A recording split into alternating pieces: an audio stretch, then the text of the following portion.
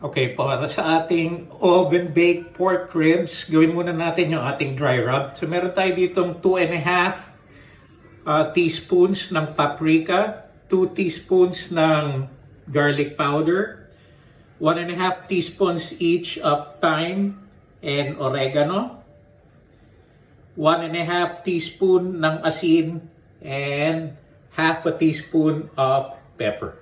So we're gonna mix that.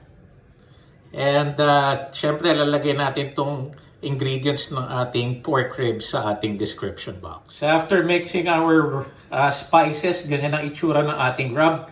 By the way, kung gusto nyo medyo manghang yung inyong ribs, pwede nyo lagyan ng cayenne pepper, mga 2 teaspoons. Kung gusto nyo medyo manghang yung inyong pork ribs. Okay, so nilagyan natin ng aluminum foil yung ating baking pan or baking tray. At ang ating pork ribs dito is about 1.2 kilos. So what we're gonna do is rub our dry rub sa ating ribs.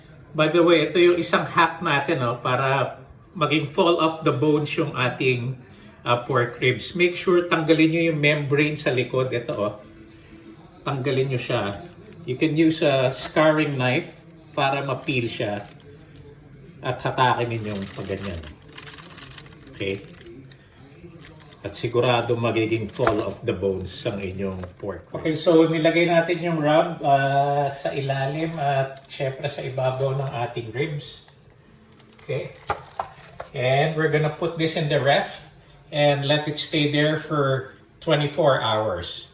Pero kung nagmamadali kayo, ang minimum I suggest is at least 6 hours para magbabad yung inyong dry rub sa inyong pork ribs. Okay?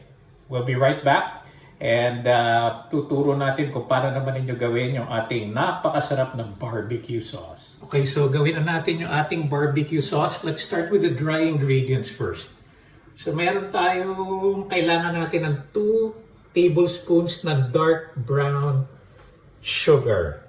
Yan siya. Tapos meron tayo 1.5 teaspoons ng garlic powder, 1 teaspoon ng black pepper, 1 teaspoon ng salt. Meron tayong 2 tablespoons ng mustard powder.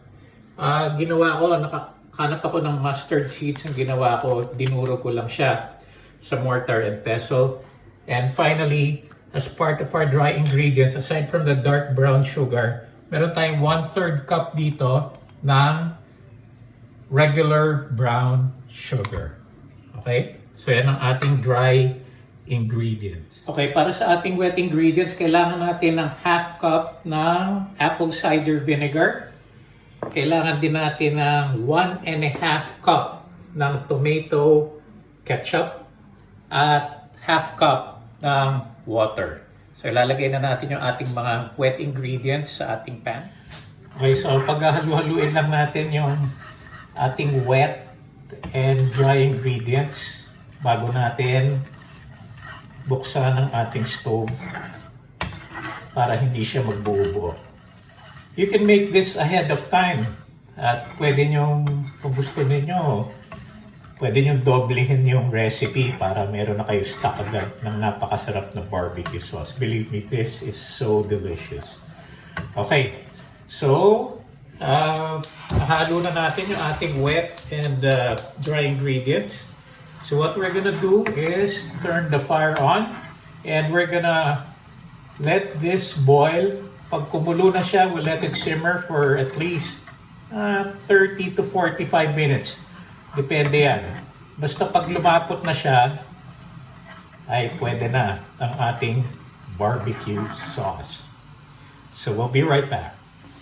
Okay, so nagsisimula na siya mag-boil. So, what we're gonna do is lower the flame a bit and let that simmer para talagang maluto ng maayos ang ating napakasarap na barbecue sauce.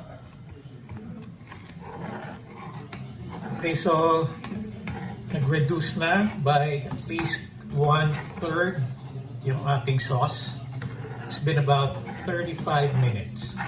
So at this point, okay na itong ating barbecue sauce. And we'll be right back. Okay, so after 24 hours, labas na natin yung ating ribs. At ganyan na ang kanyang itsura. Nababad na siya sa ating dry rub for 24 hours. So, nagpipreheat na tayo ng oven at 160 degrees Celsius. At ang gagawin natin ngayon, maglalagay tayo ng 3/4 cup ng apple juice. At ilalagay natin yan sa ilalim ng ating ribs. What that's gonna do is it's gonna help kind of steam the ribs para maging juicy siya. Okay? At pagkatapos niyan, ay tatakpan natin ng foil. Okay? Pag tinakpan niyo siya, huwag masyadong tight, no? Parang gawin mo parang tent. Para mag-steam sa loob while we're cooking the ribs in the oven. Make sure na sealed yung sides ng ating tray with the aluminum foil para hindi makalabas yung steam ng apple juice. Okay? So what we're gonna do is put it in our oven now and bake it for about between 1.5 to 2 hours. Okay, so nasa loob na siya ng oven, and like I said, we'll bake it for anywhere between 90 to 120 minutes. Okay, so while our ribs are baking in the oven, nilabas ko na ulit yung ating barbecue sauce, and I'd like to give it one last taste para sigurado. At nakalimutan ko nga pala, kailangan din natin lagyan ng Worcestershire sauce, about 1 tablespoon. Okay, so we'll let that simmer again. Depending on your taste, no? Kung kulang sa alat, lagyan nyo ng asin. Kung kulang sa tamis, you can put a little honey. At like I said, kung gusto nyo na medyo maanghang yung inyong sauce, you can put cayenne pepper or Tabasco. Okay? So we'll let that simmer. And what this will do is at least mainit ulit yung ating sauce when we use this to rub on our yummy ribs. Okay, so after tasting, I think this needs a little salt. Give that a stir.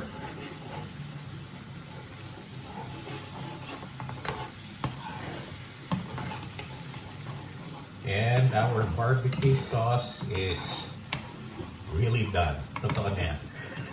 Sorry, nakalimutan ko yung Worcestershire sauce. Okay.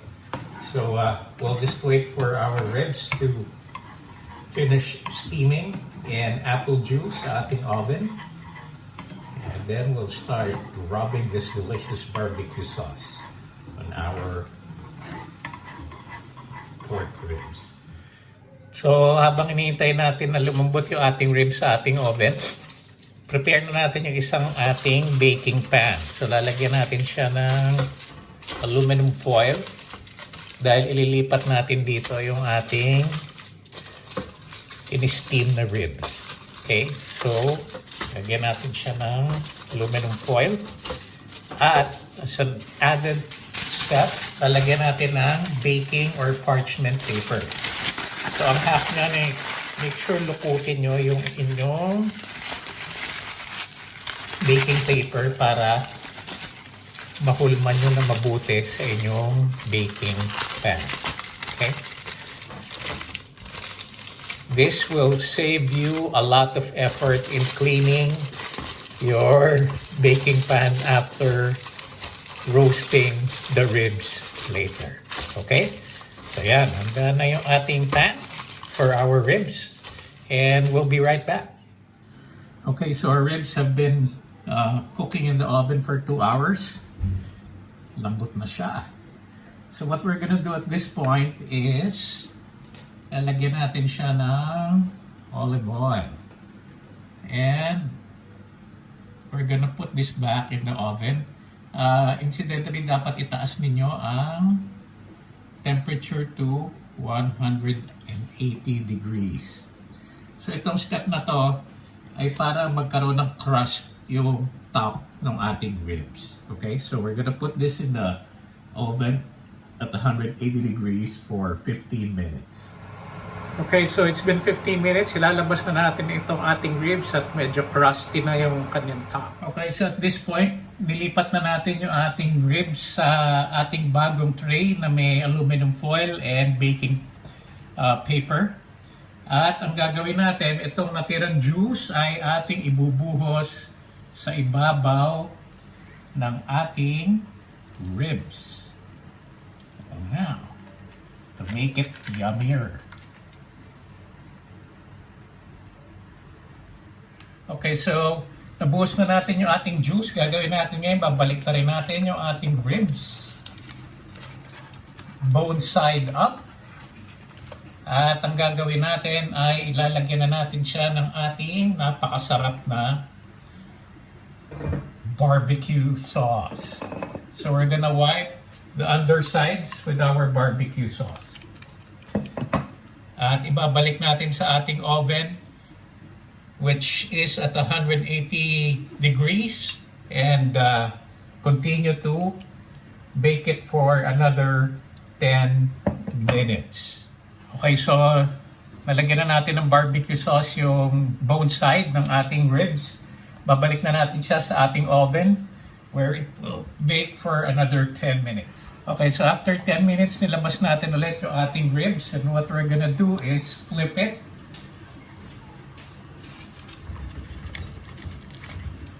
Oh, lambot na siya.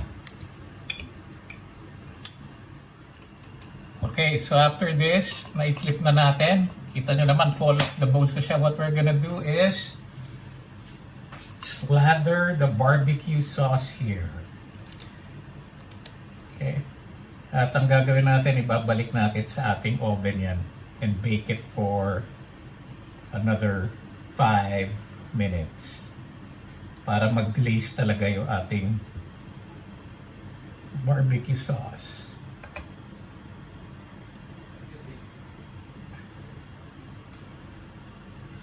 Okay. Okay, so after 5 minutes, labas natin ulit yung ating ribs, and we'll put one final coating of our barbecue sauce. At ibabalik natin siya sa ating oven. Make sure that you coat all the parts of the meat para masarap ang ating ribs.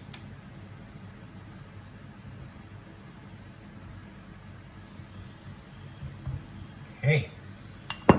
So at this point, ibabalik natin siya, and we'll put it in the oven for another 7 minutes.